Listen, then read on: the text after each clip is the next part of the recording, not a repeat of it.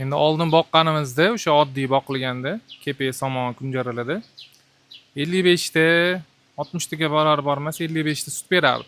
Keyin sekin-sekin ratsionga o'tgandan keyin sut ko'tarilib 70 tagacha 3 ta sigirdan 70 tagacha sog'ib oldi. Ham yoz kunlarida bizda ham qiziq qolib ancha qiynalyapti. Mana o'zingizdan borib kali sarbat oldi. O'shandan mana qo'shyapmiz. Erta kechini bemalol shu beryapti.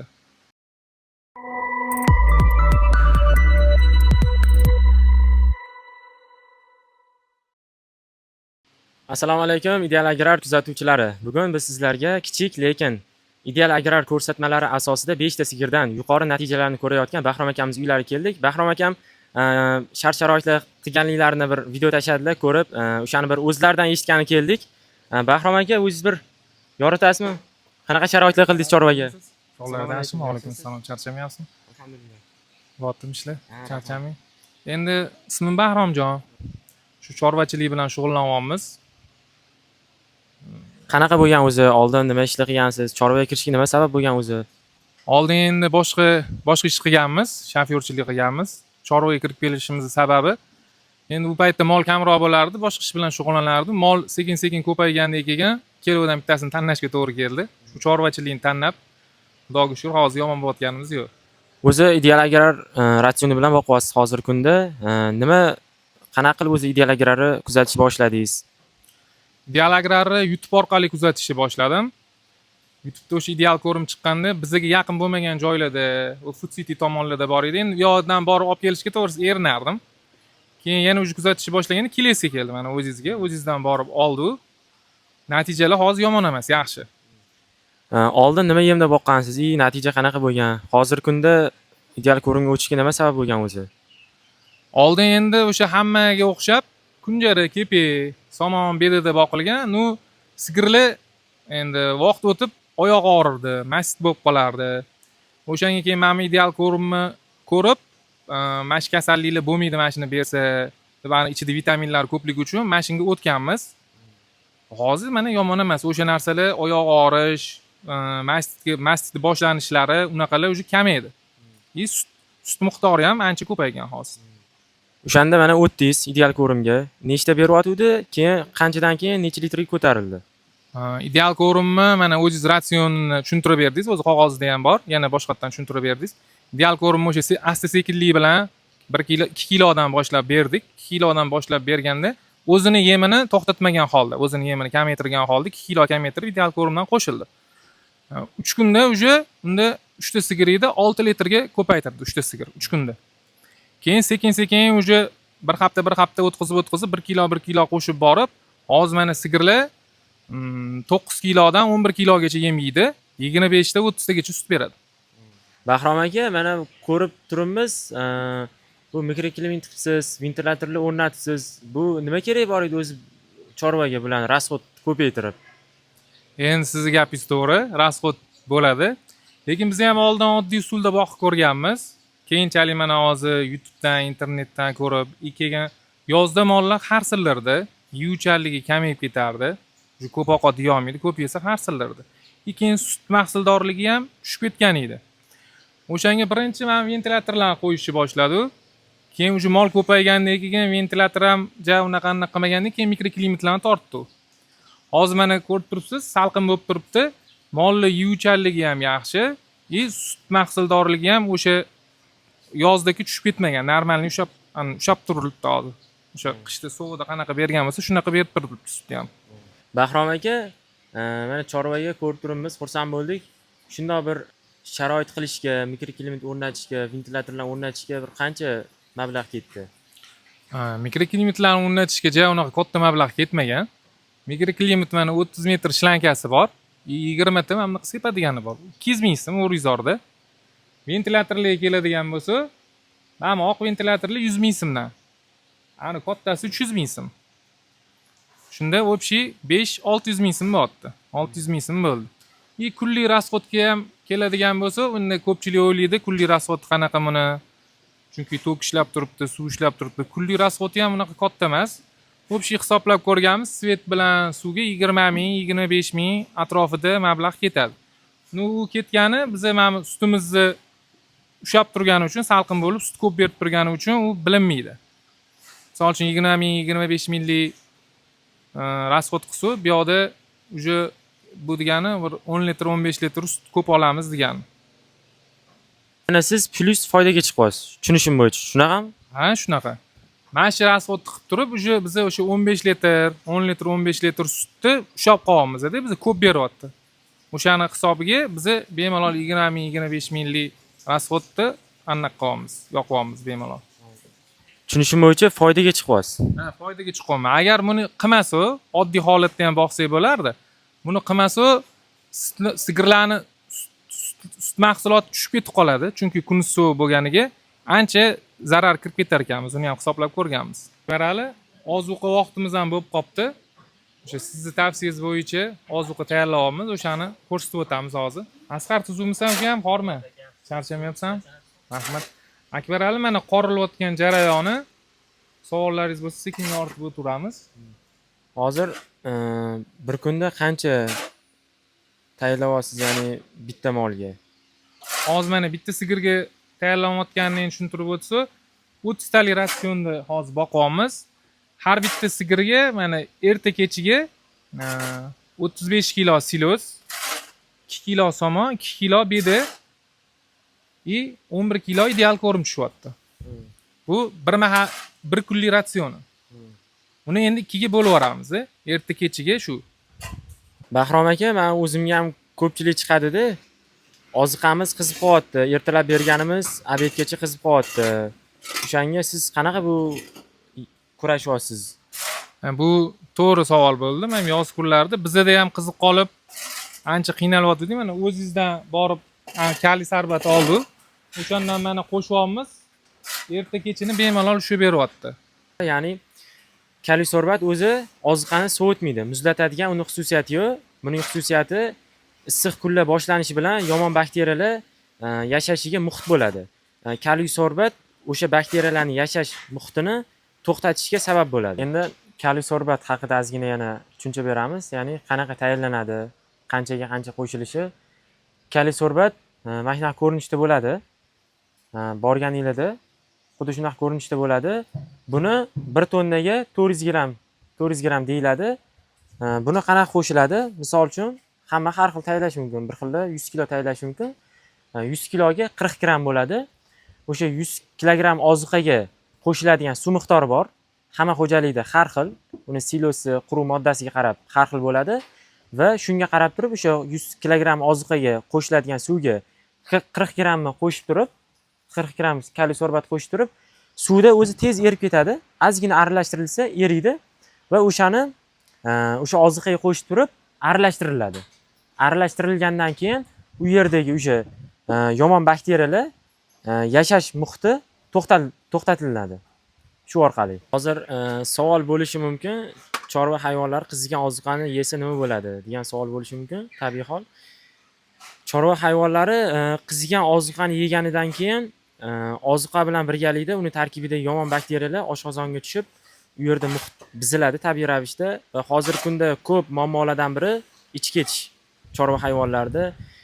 Yoz kunlarida o'sha bu holatdan keyin tuyoq kasalliklari, yelin kasalliklari boshlanib ketish ehtimoli juda ham yuqori bo'lib turadi. Shu muammolarni bartaraf qilish uchun Ideal Agrar jamoasi Germaniyadan kali sorbat mahsulotini olib kirishadi. Buning uchun baribir Ideal Agrar jamoasiga katta rahmat deb qolamiz. Ko'p chorvadorlar, men o'zim tavsiya qilaman, ko'pchilik olib ketadi, natija zo'r bo'layotganligini aytishadi. Bahrom aka, mana Ideal Agrarni ratsionlari ko'p.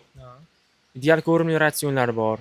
Boshqa Vilafos, kalsiy, soda olib turib, o'zingiz yemxonadanmi, optimmi, bug'doy, arpa, jo'xori, rapis, soya shirotlarini olib kelib, o'zingiz ratsion qilib bersangiz ham bo'ladi. Shunaqa ratsionlarimiz bor. Nimaga endi menimcha sizga arzon ham bir hisoblab ko'rganmisiz shuni? Endi bu gapingiz to'g'ri. Uni hisoblab ham ko'rganmiz. Lekin bizga qulayligi ideal ko'rim, chunki ideal ko'rimda bir xillik, mana noyabr oyidan ideal ko'rimga o'tgan bo'lsa, ichidagi yemlarini sovutganda, ya'ni siloslarga aralashtirayotganda ahamiyat beramiz. Maydalik darajasi bir xil bo'ladi. O'zingiz tayyorlaganingizda hisoblab ko'rganmiz, bundan ancha qimmatga tushib ketadi. Hamma narsani yig'ib, uni maydalab, drobilkaga solib, tok расход unga keyin bir xillik chiqara olmaysiz. Chunki qaysidir arpez yirik bo'lib qoladi, jo'xoriz maydaroq bo'lib qoladi. Bunaqa bir xillik bo'lmaydi. Bizga shu qulayligi ideal ko'rim. O'zimiz o'sha yig'ib tayyorlaganingizdan ham ancha arzonga tushadi. Mana hozir sog'inni ratsionlarini ko'rdik, tanishdik, o'zlaridan eshitdik natijalarini ham. Endi eng qiziq yana bir davr bor, bu tinim davri. Endi shuni bu Bahrom akamda qanaqa bo'ldi tinim davri? Qanaqa foyda bo'ldi, qanaqa oziqlantirdilar, o'shani ham bir yoritib o'tamiz, xudo xolasa. Bahrom aka, tinim davrida ko'pchilik xato qiladi-da. Sut bermayapti sigirim deydi, undan bir foyda ko'rmayapman deydi, quruq somonda turadi yoki oziqlantirishda juda ko'p xatolar qilishadi. O'shanga sizga qanaqa bo'ldi bu tinim davrida oziqlantirishingiz? Endi biz ham oldin oddiy holatda boqqanmiz, tinim davrida o'sha somon, beda, kepek qilib. Keyin o'sha noyabr oylarida ideal ko'rimga o'tgan bo'lsa, o'shanda mana shu sigirimiz bo'g'oz edi. O'shanda sizning tavsiyangiz bo'yicha ideal agrar ratsioni bo'yicha boqildi, ya'ni silos bilan raps shiroti Vilafos 0.85. O'shanda boqildi tinim davrida. Natijada mana hozir yomon emas. Tug'gandan keyin yo'ldosh tushishlar ayniqsa yaxshi. 3 soatda mana yo'ldosh tushdi. Oldin yo'ldosh tushish qiyin bo'lardi. Doktor chaqirilardi oddiy holatda boqilganda. O'sha sigirlar uchun tinim davri juda muhim ekan, ratsionda boqish. Bolasi qanchalar sog'lom tug'ildi? Uni birinchi sutga ichishga talabi qanchalar? Bolasi sog'lomligi juda yaxshi. O'sha aytganimdek, oldin oddiy holatda boqilganda yo'ldoshi 12 soat, 10 soat yoki tushmas edi. Bu gal mana o'sha tinim davrida qolganlari boqilgani-yu, chunki unda hozirgi ideal agrar, ideal ko'rim tinim davridagi anaqa ratsioni yo'q edi. Raps shirot bilan silos keyin 0.85 Vilafosda boqildi. Mana tug'gandan keyin ham sutga kirib ketishi juda tez bo'ldi, chunki boshqa mollarda cho'ziladi. 1 oy, 1,5 oyga. Keyin bolasini sog'lomligi ham yaxshi, ya'ni ichib ketib qolishi bolalarning unaqalar yo'q. Bahrom aka, ko'pchilikda shunaqa tushuncha bor bizning xalqimizda. Ya'ni tinim davrida turgan sigirlarga silos umuman berib bo'lmaydi degan tushuncha bor. Shunga siz silos berganingizga natija zo'r bo'lganini eshitib hayron qoldim-da. Endi men o'zimda ham shunaqa tushuncha edi. Men ham qolgan mollarimda 7 oydan keyin silos bermas edim. Somon beda kepakga o'tkazib qo'yardim. Keyin o'sha sizning tavsiyangiz bo'yicha, o'sha ideal agrar ratsioni bo'yicha 20 kilo silos, faqat sifatli silos. 2 kilo raps shiroti bo'g'oz sigirlarni Vilafosi. O'shandan 1 kunlik 2 kilo somon. 1 kunlik ratsioni mana shu bo'ldi. Shunda boqdi, mana 7 oydan yog'i 2 oy tinim davrida o'sha siz aytgan ratsionda turdi. Lekin mana natijasi yomon emas. Xudo xolasa. Endi biz bu paytda berganimizda noyabr oylarida ideal agrar tinim davridagi ideal ko'rimi chiqmagan edi. Endi xudo xolasa mana ideal ko'rimi tinim davridagi ham yemlari chiqdi. Xudo xolasa keyingi bo'g'ozli davrlarida o'shandan ham foydalanib beramiz. Bahrom aka ma'lumotlariga tinim davri haqida bir qo'shimcha o'zim ham ma'lumot berib o'tmoqchiman. Ya'ni tinim davri juda ham muhim. Chorva, ya'ni sigirlarda tinim davri juda ham muhim. Sababi birinchi qoringa sigir sut bergan bo'lsa, ma'lum miqdorda ikkinchi qoringa tug'ishidan oldin tinim davrida yaxshi parvarish qilinsa 20-30% gacha ikkinchi laktatsiyada sut miqdori ko'tarilishligi kuzatiladi. Agar shu tinim davrida xato qilinsa, birinchi laktatsiyada bergan sutini berishligi mumkin yoki uni ham bermasligi mumkin. Tinim davrida xato oziqlantirilsa, belgilardan biri tuqqandan keyin tezroq sutga kirib ketishligi qiyin bo'ladi. Yo'ldosh tushishlik holatlari ham juda ham muammo bo'ladi. Bolani tug'ilish sog'lomligi hamda bola tug'ilishligi bilan yaxshi oziqlantirilgan bo'lsa, onasini o'zi emishga harakat qiladi. Ko'pchilikda og'iz sutini ichirish muammo bo'ladi. Sababi o'sha tinim davrida xato qilganligimiz tufayli shunaqa muammolarga duchor bo'laveramiz. Bundan keyingacha mana tinim davrini ham yoritishga harakat qildik. Uni muhimligi, u davrda xato qilsa nimalarga, qanaqa oqibatlar olib kelishini yoritdik. Qo'ldan kelgancha endi bir buzoqlarni qanaqa oziqlantirildi shu davrgacha, ya'ni tinim davridan, ya'ni buzoq tug'ildi, undan keyin qanaqa oziqlantirildi, sutdan tashqari qanaqa oziqalar berildi, o'shani bir yoritib o'tamiz. Bahrom aka, mana tinim davrida oziqlantirdingiz va buzoq tug'ilgandan keyin qanaqa ishlarni amalga oshirdingiz?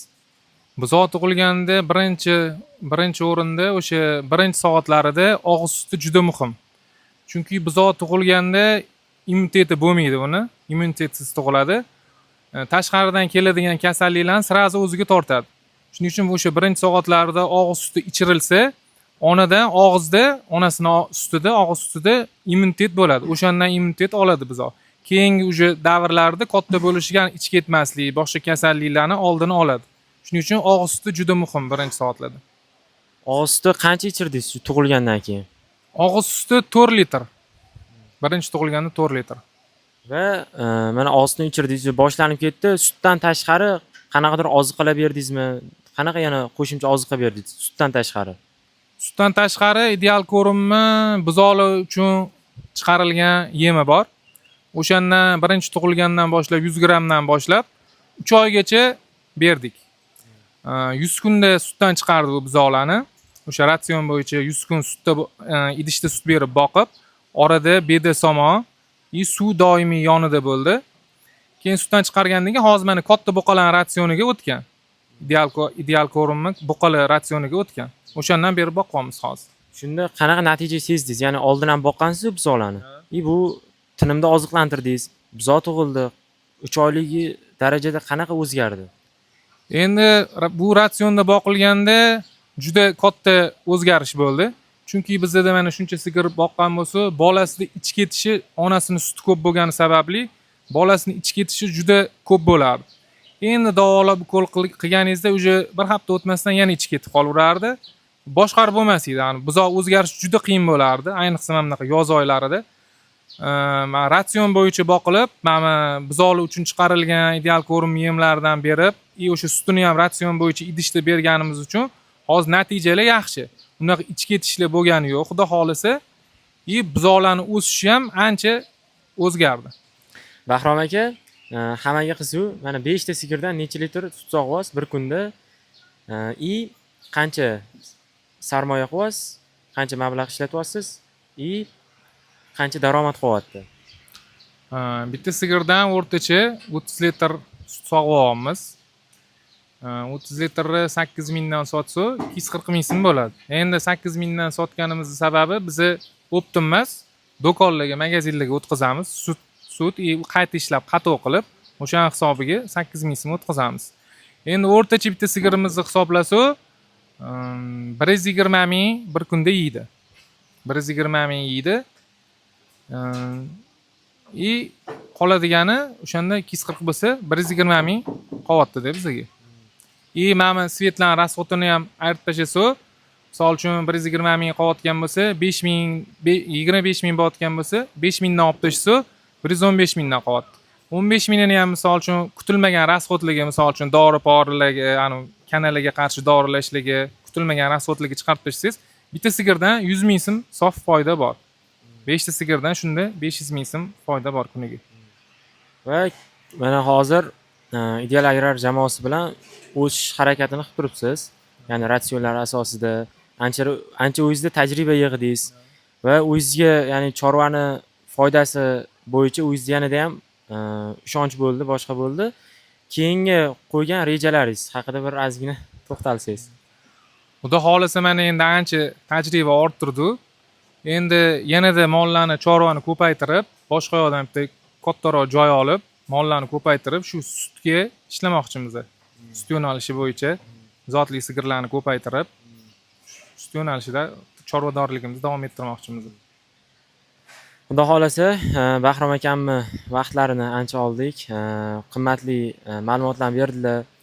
Yo'dimasdan xo'jaliklar o'zlarini xonadonlariga kiritganlarga rahmat deb qolamiz va keyingi videolarimizda xudo xolasa Bahrom akam fermalardan olishni kutib qolamiz. Rahmat Bahrom aka. Sizlarga ham rahmat. Xo'p.